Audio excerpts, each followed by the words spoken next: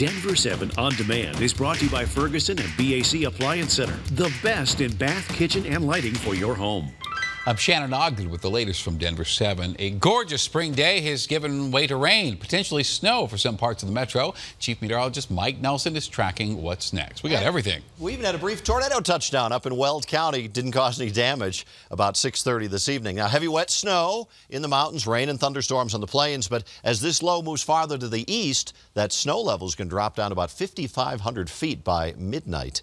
And so for elevations above that, you're going to have some wet snow coming in. Matter of fact, by early morning, Elbert County and southern parts of Arapahoe County could see some pretty heavy accumulations. This would be on the high side probably, but I wouldn't rule out maybe up to 6 inches of snow falling south of the Arapahoe-Elbert County line. Wet roads and rain, snow mix farther north. As the day goes on, there'll be rain showers, kind of an unpleasant Saturday on the northeast plains. Some snow showers in the mountains, and then partly cloudy skies coming in later on in the day. On the extended forecast, it gets better. Sunday, still a chance of some storms. It clears out Monday, and then by the time we get to the middle of next week, it's gorgeous with temperatures in the 70s and plenty of sunshine. All right, thank you, Mike. A Denver woman says she spent top dollar to remodel her kitchen, only for it to look worse than it did before. So sick and tired of waiting for it to be fixed, she contacts Contact 7's Jason Grenauer to see if he could help her out.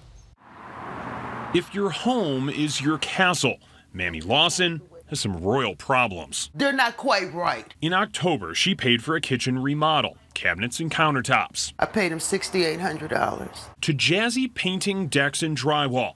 5 months later, this is what she has. This is different than this. They're not level. So there's supposed to be a door there. Yes. Wires that scare me. Kind of damaged a little bit just trying to open it. Unsatisfied with the work. As you can see, it's uneven. Look at that. Unhappy with the debris left behind in her backyard. Upset that the job will likely cost her even more money. The quality is so poor. In order to have them work properly, I'll probably have to have them torn out and redone.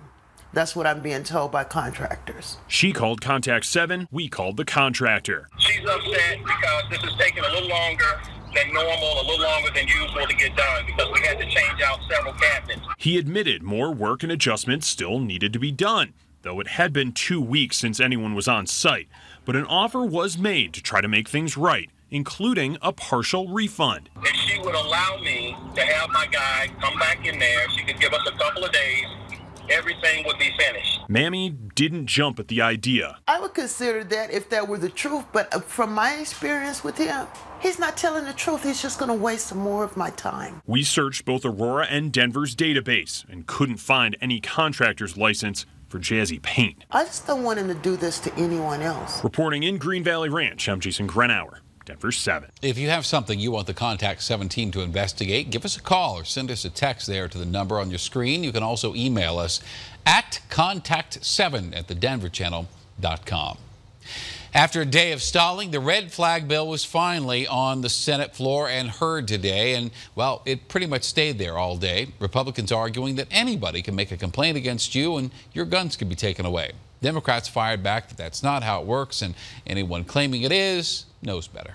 This is a government-endorsed process, if this bill becomes law, for virtually anyone to accuse virtually anyone else and have almost or quite possibly no proof other than the accusation. It's a formal process.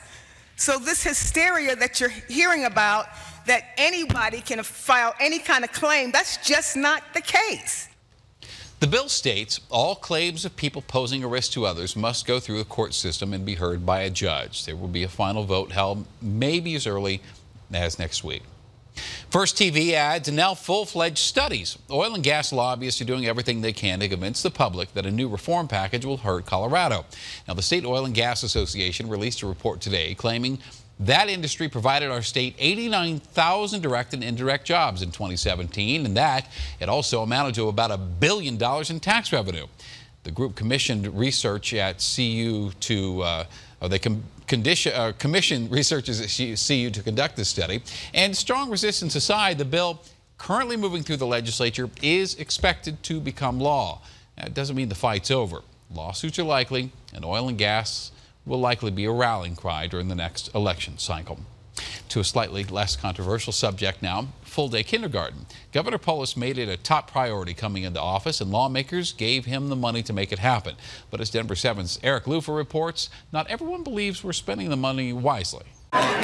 This week, we took a huge step towards making fully funded full-day kindergarten a reality. Governor Polis visited the Center for Talent Development at Greenlee in Denver this morning, introducing $185 million of funding approved by the Joint Budget Committee from the General Fund. Enough to fully fund projected enrollment in full-day kindergarten across the state this coming school year.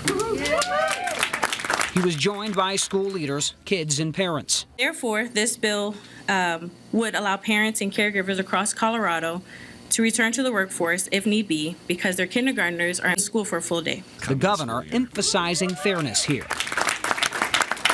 You know, every single child deserves a strong start, and right now kindergarten in our state is really the picture of inequality. It's very sporadic. What you get depends on chance, where you live, how much money you have. This legislation looks to have bipartisan support, but in a statement, Senate Republican spokesman Sage Nauman said in part, "We must be careful when crafting new programs that require sustained funding when we simultaneously gut our tax base." In addition, the full-day kindergarten proposal ignores the $672 million debt we currently owe our school districts from our last recession. As for the governor, he is stressing the importance of solid structure for young students. And full-day kindergarten is a critical step to addressing the persistent achievement gaps in education based on race and geography and income. I'm Eric Lufer, Denver 7. This has been your Denver 7 on-demand update. Thanks for checking this out. We'll have another one later for you tonight. And download the Denver 7 app for breaking news and alerts. I'm Shannon Ogden.